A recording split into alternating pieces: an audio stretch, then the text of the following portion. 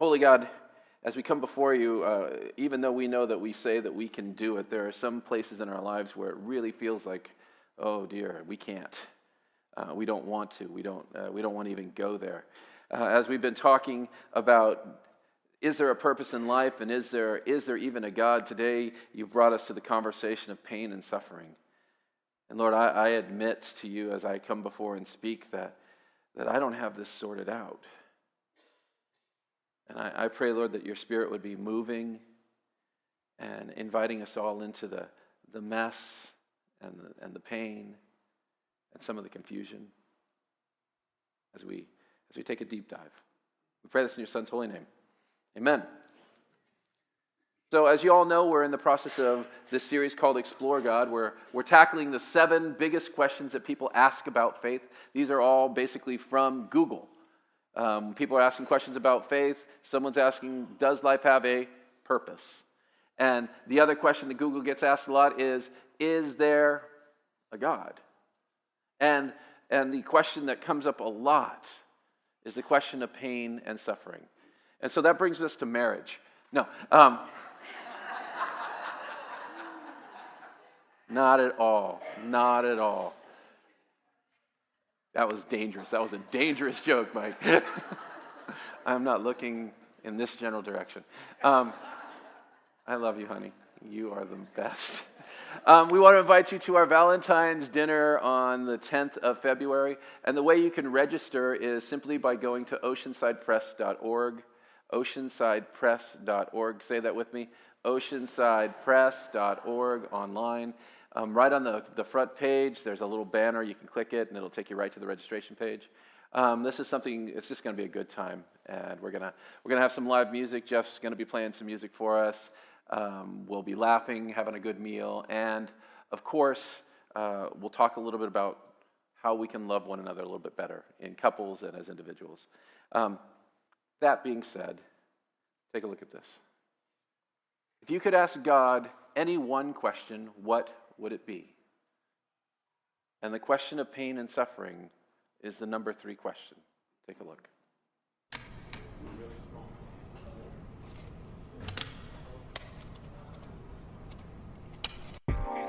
Pain's a part of life.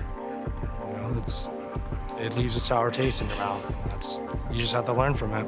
I think some people believe it's a test of your faith, but if you don't have a faith to believe in, it kind of makes you wonder why is there suffering in this world? Famine and death, that sort of thing. It was a reason why he took him. Maybe he needed some angels up there to protect, to help him in the fight against the devil. A baby is a beautiful, wonderful thing. Why doesn't he want me to have this? I think that bad things are just the way that you see them. I think God's in everything we do. I don't think God does these things to people. I think he has a way of getting us through it. Why would anybody want to create people who do horrible things to each other each and every day? It doesn't make any sense.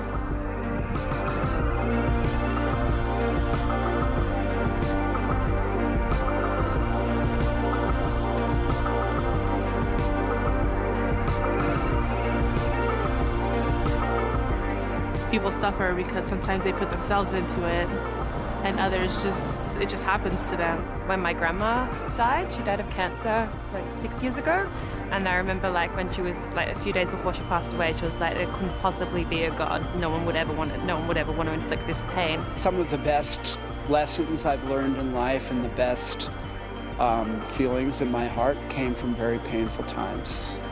I don't think God's sitting there and saying these people are hurting and maybe I should help them, or I'm going to pray to this, being and he's going to save me. I don't think that happens.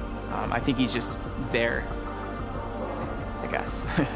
I'm constantly struggling, I suppose I'll be brutally honest, with suicidal ideation, and I find it very miserable often, despite the beauty of the world, to be made conscious in this form. Why? Why was the pain? Why were little kids shot the other day? I want to know why this happened, but he's showing me that he's here with me, so I suppose the answers will come. It's just I'm going through a journey right now that's painful.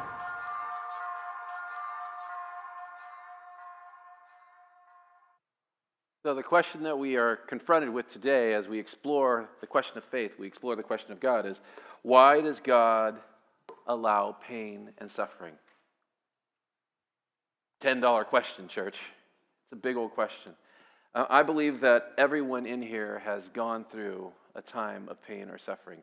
If you've gone through a time of pain and suffering, something that you wish you didn't have to go through, would you raise your hand? Just raise your hand. Something that hurt. And we all have to deal with pain and suffering. And there's lots of different kinds of suffering that we can walk into. There's pain and suffering when we encounter kids or children that suffer. That's like an undescribable retching of your soul when you see or experience people that you love and they're tiny and they're hurting and there's nothing you can do. There's suffering that comes from the death of people that we love, people that we're invested in, people that have invested in us, people that our hearts are connected to, and when they go, for many of us, there's a lot of pain there. There's a lot of suffering. And there's suffering and pain from betrayal. Has anybody experienced betrayal? I have experienced betrayal. And it's often by people that you love, and that makes it even harder to get over. It is suffering that just doesn't have a place on the shelves of your life, right? It's like, what am I supposed to do with it? It doesn't fit anywhere, and so we just carry it. And then there's all the other good ones out there. Cancer, serial abuse, loneliness, shame, injustice, bullying. All you got to do is turn on the news and you hear something about someone doing something horrible, which brings us right back to this question. Why would God allow pain and suffering? This morning we're just kind of dip our toe into this conversation. Because I can't give you all of the answers, because I don't know if God gives us all of the answers on this. Because we could talk about this for more than the 22 minutes that I'm allotted. Matter of fact, I've had conversations that go on for hours and hours and days with people over my life as we talk about this issue and these other issues. We just don't have enough information to come up with, I think, to answer the why. And I want to start you there. I'm not going to give you the answer to the why. Can't. Because when we start talking about it, here's the argument. People say that God is all-powerful. This is what we say. God is all good and all-powerful. And such a God would not permit unnecessary suffering. If God is all good and all-powerful, why would he permit suffering? It's unnecessary. But yet every day in all of our lives, we see unjust and unnecessary suffering. If you're with me, say I am. Okay, because this is part of our world, right? This is part of the conversation that's going on today. And if that's the case, if God is all good and powerful, but such a God shouldn't permit unnecessary suffering, yet we constantly see unnecessary suffering, then something must be wrong. Something must be wrong. Either God is not all good, or God is not all powerful. Or, as my atheist friends would say, and I'm in conversations with them a lot, because of that argument, God does not exist. Remember that first point we said was the purpose of life is to glorify God and enjoy him every day? Well, there are people that don't come to that conclusion. And when we came to our conversation last week, is there a God? We said all the evidence that we can see, the fingerprints point to that. But other people come up with other conclusions. There's no doubt in my mind that my friends who are atheist or agnostic have really searched and they ended up with, I don't have enough evidence. God does not exist.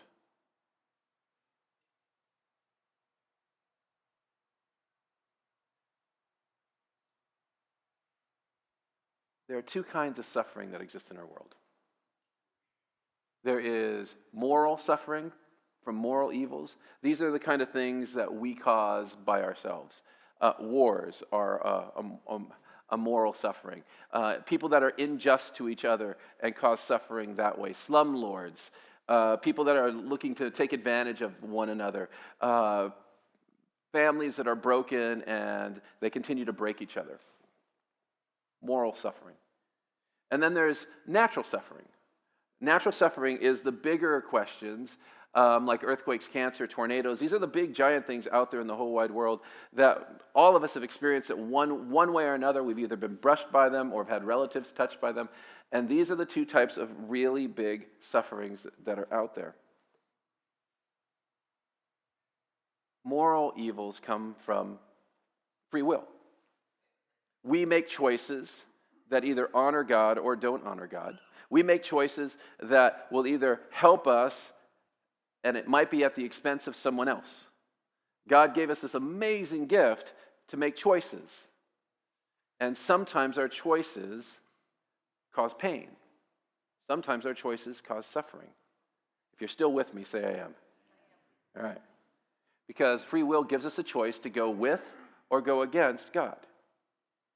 And every day we make choices that either lead us closer or lead us away.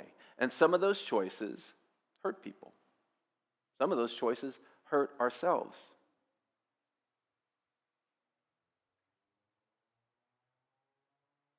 And so as I talk to my atheistic friends about this whole conversation about moral evils and natural suffering, we have this conversation about what's right, what should be right, what's supposed to be right. And they say it's not okay that this happens. And my response is, well, why do you say it's not okay? If you don't have a belief in God or a belief in any type of bigger structure, how can anything not be okay? Because what I know about nature is nature doesn't care. Nature doesn't care at all. You look, and the lion has no guilt over eating the gazelle. It's not racked with guilt over that. The praying mantis does not care when it eats the head of its mate. No problem. Nature doesn't care. So if you're arguing that we should care about something, from an atheist point of view, I'm like, I don't understand. Where do you get this sense of rightness? Because our only argument would be that we don't like it when people do things that hurt other people. We just don't like it. And I don't find that to be a very compelling argument. Then there's also natural suffering. And these are things where there are external issues of what is just and unjust, like cancer, flood, fire, storms, accidents. This is a harder one for us to wrap our mind around because we look at God and say, is God the one that causes natural suffering? Did God push a button and say earthquake? Right? It's harder for us to kind of wrap our mind of faith around this.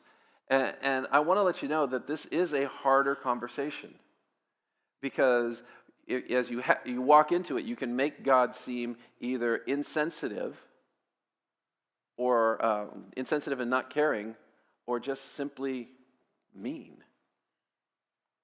I look at the world and I say, God put it together with a plan. And things are always going to happen. It is not an evil that a tree falls and hits a car. That is not evil. But there is still suffering that comes from it. It is not evil that a tornado comes and dumps rain on a city like Houston and people suffer because of the rain. That's not evil, but it's still pain. So as we dig into this, I read a little bit of Walking with God and the Reason for God by Timothy Keller, and I'm still trying to work my way through these. If you are a deep thinker and you want something that's going to slow you down and make you think a lot, those two books, wow. Also put them by your bedstand. They'll help you go to sleep. But your brain, you won't sleep well because you'll just be, oh my gosh, what's going on? Here's what C.S. Lewis says about this. God whispers to us in our pleasure, speaks to us in our conscience, but shouts out in our pain. It's his megaphone to rouse a deaf world. Think about that for a second. It's going good, it's nice, it's fun, it's easy. God's like, good job. It's a difficult day, but it's not the worst day. God's like, hey, listen to me. Worst day ever. Your heart is focused on God. Pain and suffering often cause us to change our focus back to God. So here's my problem.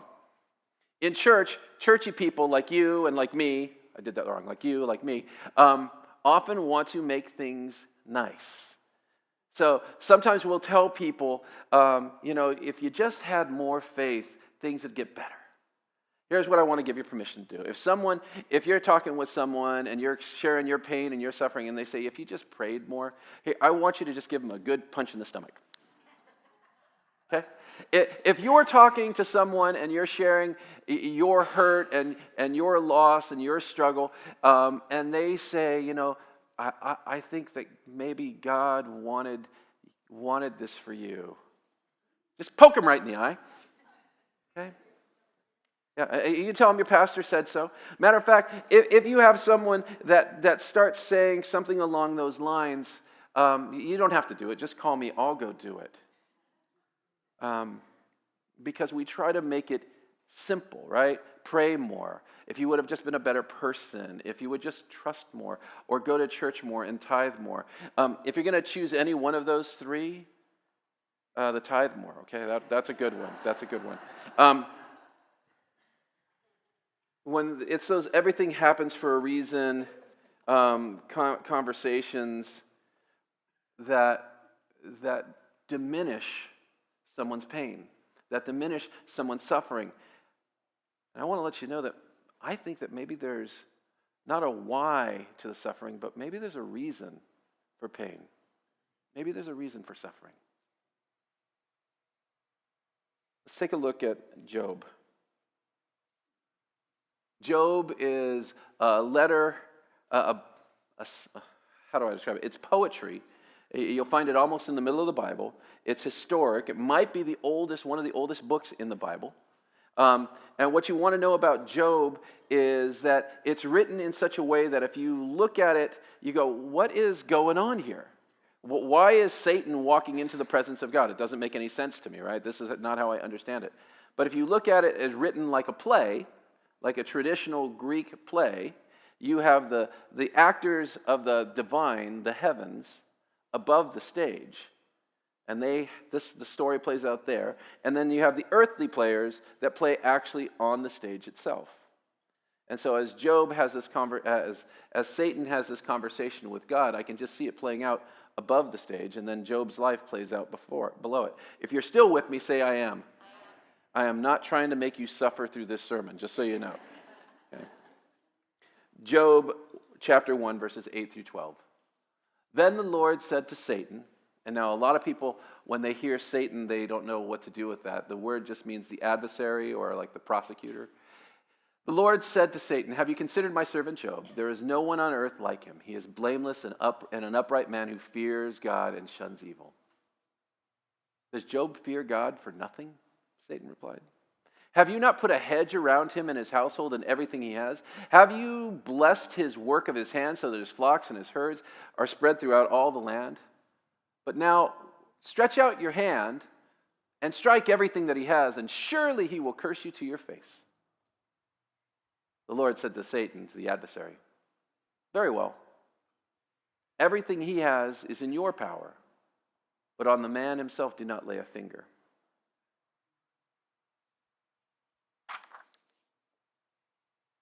Job was a man that feared God, and his life was blessed, very blessed. He was rich. He had kids, he had a wife, he had livestock, he had servants, he had it all going on. And when it says fear of the Lord, you can think of it in two ways. You can think of fear meaning fear, or you can think of fear meaning awe. Job had a reverence for God, an awe of God. And people ask me, do you think, Mike, is this a story? Did this really happen? Is this an event? And I will say, before I tell you what I think, tell me what you think. Because what you think in this part of this understanding is more important than what I think. I want you to notice in this whole story that God is always in control. He's always in control. And God's not sending the suffering, but God's allowing it. It's an important distinction. Continuing reading on at verse 13. One day when Job's sons and daughters were feasting and drinking wine at the oldest brother's house, a messenger came to Job and said, the oxen were plowing, the donkeys were grazing nearby, and the Sabeans attacked and made off with them. They put their servants to the sword, and I am the only one who has escaped to tell you. And while they were still speaking, another messenger came and said, a fire of God fell from the heavens and burned up the sheep and the servants, and I'm the only one who is here to escape to tell you. And while he was still speaking, another messenger came and said, the Chaldeans formed 3 raiding parties and swept down on your camels and made off with them. They put your servants to the sword. I am the only one who has escaped to tell you. And while he was still speaking, yet another messenger came and said to him, your sons and your daughters were feasting and drinking wine at the oldest brother's house, when suddenly a mighty wind swept up from the desert and struck the 4 corners of the house. It collapsed on them, and they are dead. And I'm the only one who has escaped to tell you.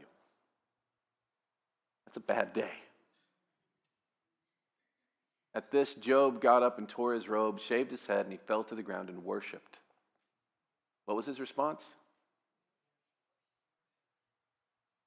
Naked I came from my mother's womb, and naked I will depart. The Lord gave, and the Lord has taken away. May the name of the Lord be praised. In all this, Job did not sin by charging God with wrongdoing. In the face of literally biblical suffering, Job turns his heart to worship. And for the next 34 chapters, he has his friends that show up and basically say, you just should curse God and die. Just curse God and die, curse God and die. And then Job gives his answer, and they say, well, really, you should curse God and die. Just, you did something. Obviously, you did something. Because their worldview says that if you did good, God blesses you. If you did bad, God curses. And Job looked pretty cursed. The question that Job never asks is this: why me? Job does ask this. It's as if his whole life says, what now? Whether it's a good day or a bad day, what now? I'm in your presence, Lord, what now? I'm worshiping you, Lord, what now? I think it's interesting that this is the biggest question that people ask, because Mother Teresa has an answer, a little bit of an answer. She says that pain and suffering come into your life. When pain and suffering come into your life, but remember, pain, sorrow, suffering are but the kiss of Jesus, a sign that you have come close to him, that he can kiss you.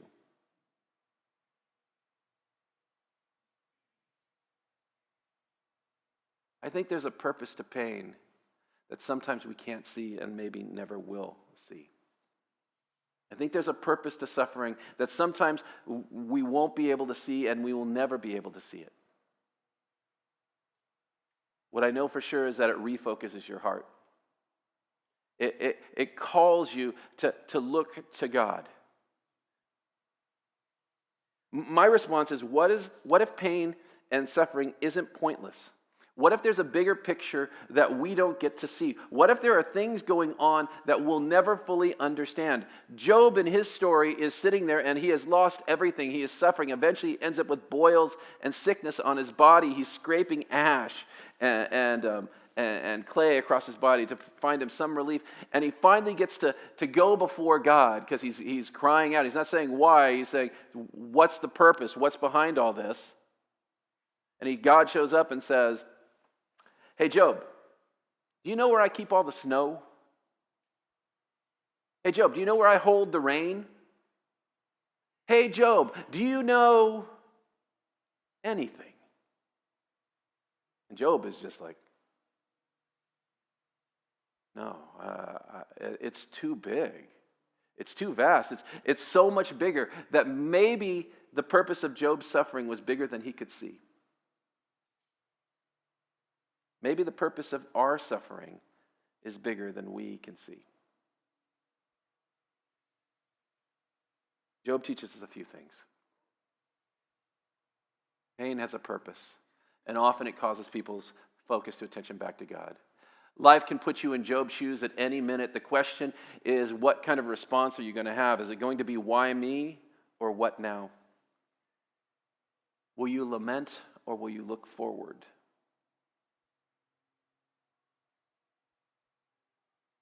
Will you remain bitter, or will you seek to find a way to be better with Jesus?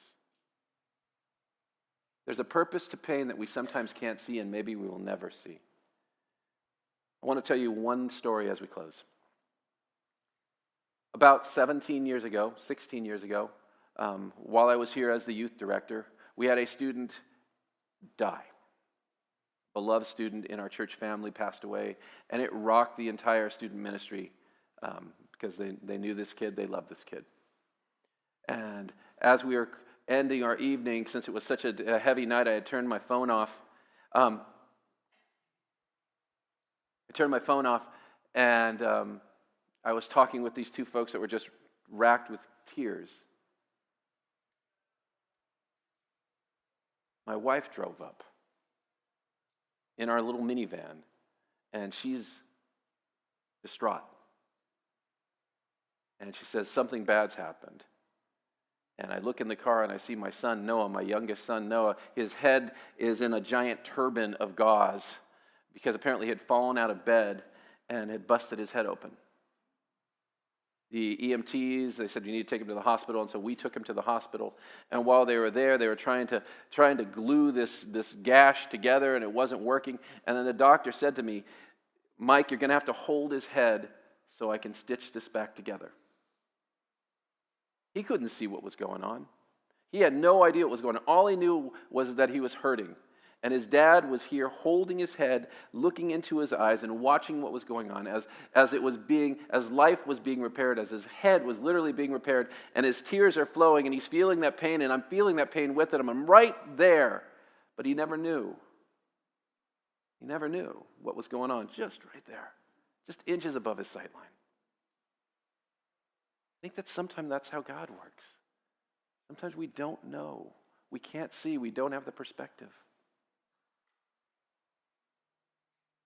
So even though we don't fully understand God's operating in our lives, we know that we can still find him in the midst of our pain. We can still find him in the midst of our suffering because he doesn't abandon us. He doesn't leave us alone. And he holds on to us. Pray with me.